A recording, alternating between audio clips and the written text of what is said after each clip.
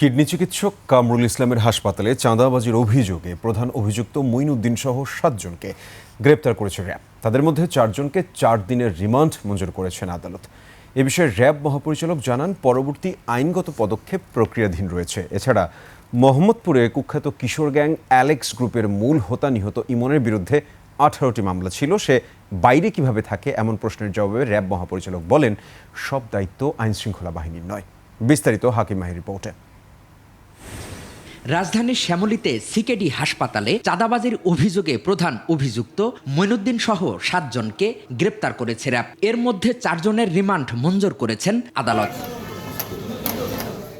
নড়াইল ও ঢাকার বিভিন্ন এলাকায় অভিযান চালিয়ে তাদের গ্রেপ্তার করা হয়। র্যাব জানায়, এই মামলার মূল হোতা মঈনুদ্দিনকে নড়াইল জেলার কালিয়া থেকে গ্রেপ্তার করা হয়েছে। মঈন এবং তার সহযোগীরা দীর্ঘদিন ধরে ৫ লক্ষ টাকা দাবি করে আসছিল।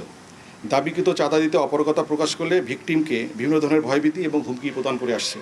গ্রেপ্তার অন্য আসামিদের মধ্যে রয়েছেন লিটন মিয়া, সুমন, শাওন, ফালান, রুবেল এবং স্বপন কাজী।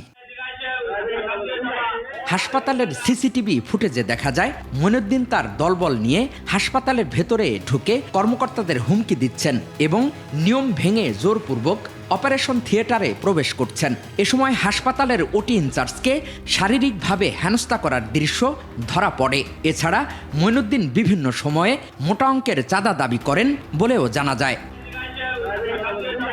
এদিকে রোববার মোহাম্মদপুরে কুখ্যাত কিশোর গ্যাং অ্যালেক্স গ্রুপের মূল হোতা নিহত অ্যালেক্স ইমনের বিরুদ্ধে 18টি মামলা ছিল। সে বাইরে কিভাবে থাকে এমন প্রশ্নের জবাবে র্যাব মহাপরিচালক বলেন, সব দায়িত্ব আইনশৃঙ্খলা বাহিনীর নয়। 18টা যার মামলা, তার দায় কি শুধু পুলিশ নেবে বা র্যাব নেবে? এটা কি এই প্রশ্ন তো জবাব আপনি আমার কাছে খুঁজলে হবে না। আমি দায় নেব না। আমার কাজ হচ্ছে, যখন অপরাধ করবো না, আমি অপরাধী পেয়ে যাব, তখন আমি তাদের গ্রেফতার করবো। হাকিম মাহি, 21 টেলিভিশন, ঢাকা।